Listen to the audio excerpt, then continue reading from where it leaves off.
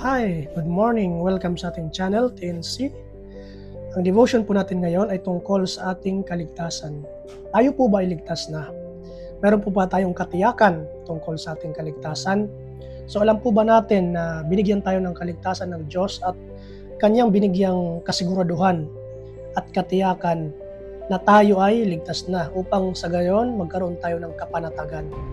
Opo, ang Diyos po, siya po ay palaging sinisiguro niya ang mga bagay na ibinibigay niya sa atin upang ating makamtan ng lubusan. So, ang title po ng ating devotion ngayon ay ang silyo ng ating kaligtasan. Pag sinabi nating silyo, ang ibig pong sabihin ng silyo ay isang katibayan, garantiya at ganap na pagkamit sa isang dokumento o pag-aari. Amen?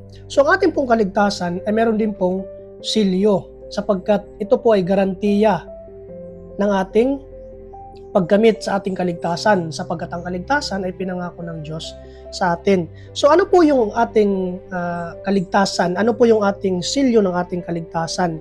So ang ating nakamit na kaligtasan at pagkahirang bilang isang anak ng Diyos ay meron ding silyo upang masiguro at makamit ng lubusan ang ipinangako ng Diyos. So sabi po ng Biblia, ang banal na espiritu na nasa atin at tumanggap at sumampalataya sa kanyang anak, kay Jesucristo, ay binigyan ng silyo ang ating kaligtasan. So sa pamagitan po ng ating pananampalataya kay Jesucristo, binigyan ng Diyos ng silyo ang kanyang pangako ng kaligtasan na nasa sa atin sa pamagitan ng ating pananalig sa ginawa ni Kristo sa cross ng Kalbaryo. So sabi po ng Biblia sa Ephesians chapter 1 verse 13 to 14, kayo man ay naging bayan ng Diyos matapos ninyong marinig ang salita ng katotohanan, ang magandang balita na nagdulot ng kaligtasan. Sumasampalataya kayo kay Kristo, kaya't ipinagkaloob sa inyo ang Espiritu Santo na ipinangako ng Diyos bilang tatak ng pagkahirang sa inyo. Ang Espiritu ang katibayan na makakamit natin ang mga pangako ng Diyos para sa atin hanggang sa makamtan natin ang lubos na kaligtasan. Purihin natin ang kanyang kalulatian. Amen? So sinasabi po ng Biblia, ang katiyakan o ang katibayan na nasa sa atin, unay, binigyan tayo ng pagkahirang ng Diyos. Ano yung pagkahirang na nasa sa atin? Binigyan tayo ng karapatan na maging anak ng Diyos sa pamamagitan ng ating pananalig kay Jesucristo. Ikalawa, binigyan niya ng katibayan ang ating pagkahirang at ang pagkahirang na yun ay may kalakip na kaligtasan. Yun po ang banal na Espiritu Santo na nasa sa atin.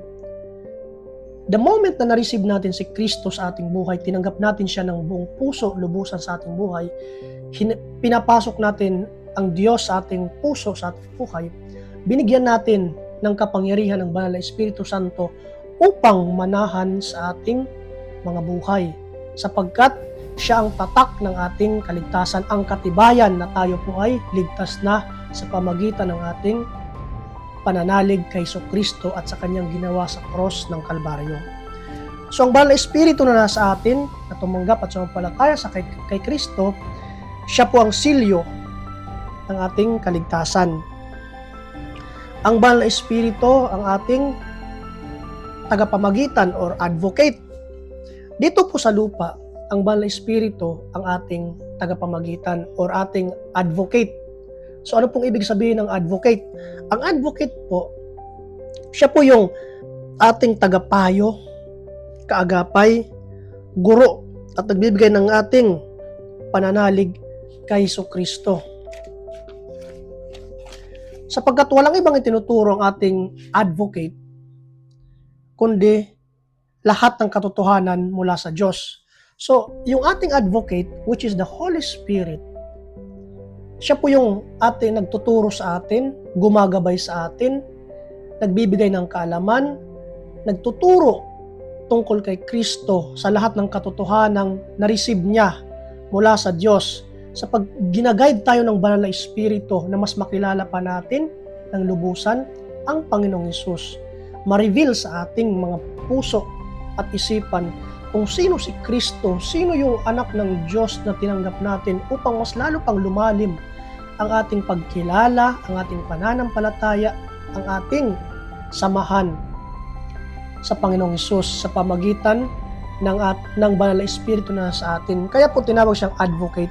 Siya po yung namamagitan, siya po yung tumutulong sa atin. He's always there to help us, to guide us, to counsel us, to teach us. Ibig sabihin, yung advocate, palagi siyang nasa atin. He's always there.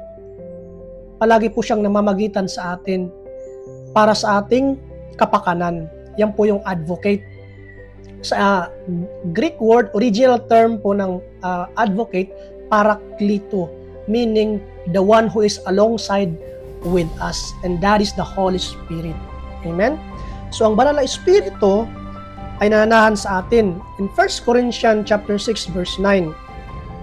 Kaya't makakasiguro tayo sa ating kaligtasan, sapagkat anumang binigyang bisa ng Diyos ay walang sino man ang makakapawalang bisa. Dahil ang ating pagkahirang bilang anak ng Diyos sa pamamagitan ng pananalig kay Jesus ay silyado ng Banal na Espiritu Santo. Dahil ang Banal na Espiritu Santo ay ang ating silyo ng ating kaligtasan, hindi siya umaalis. Ibig sabihin, pag tinatakan ng ating kaligtasan, ito'y garantiya, ito'y kasiguraduhan na natin. Hindi ibig sabihin na pag ang isang tao ay nagkasala, ang Banal na Espiritu po ay umaalis.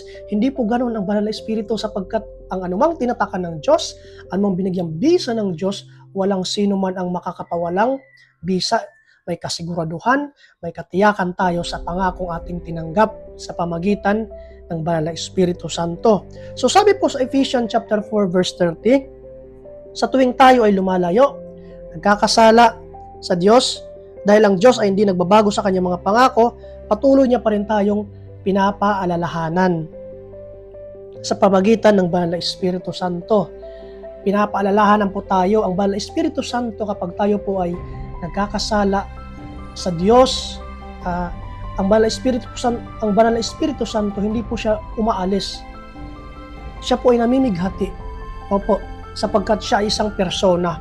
Siya po ay mayroong emosyon, mayroon po siyang identity. He is a person.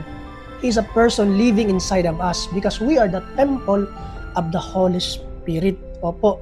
So pag tayo po ay nagkakasala, sinasadya po natin tayo magkasala or kaya naman minsan nahuhulog tayo sa pagkakasala, ang Banal na Espiritu Santo ay namimighati para sa atin. Bakit?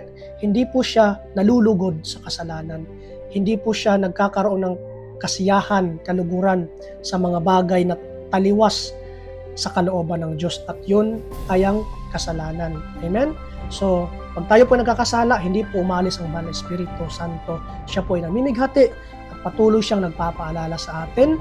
Patuloy tayong pinapaalalahanan ng Diyos na patuloy naman ang palataya sa kanyang mga pangako, sapagkat ang ating kaligtasan ay may tunay na katiyakan, kasiguraduhan, at ito ay silyado ng Banal na Espiritu Santo. Amen?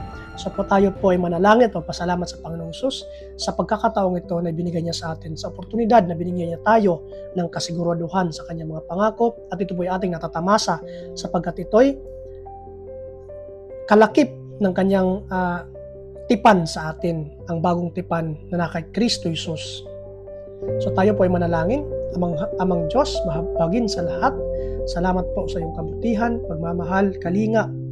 Binigyan mo kami ng kaligtasan sa pamagitan ng iyong anak na si Jesucristo, at binigyan mo ng katiyakan, katibayan ang aming kaligtasan na sa amin sa pamagitan ng Banal na Espiritu Santo na nananahan na hindi umaalis sa aming buhay, sapagkat ito po ang silyo, garantiya ng aming kaligtasan. Salamat po sa pribilehiyong ito. Salamat po, Diyos, sa malaking regalo ng kaligtasan na binigay mo sa amin. Kami pong matamasak ng lahat ng nakapaloob ng mga pangako sa iyong salita upang lubusan namin makamit ang buhay na walang hanggan at buhay na ganap at kasiyasiya sa piling mo ng Panginoon. Salamat po sa lahat ng bagay ito. Pinabalik namin sa iyong lahat ng kapurihan, kapasalamatan sa tayong pangalawang Panginoong Hesus. Amen.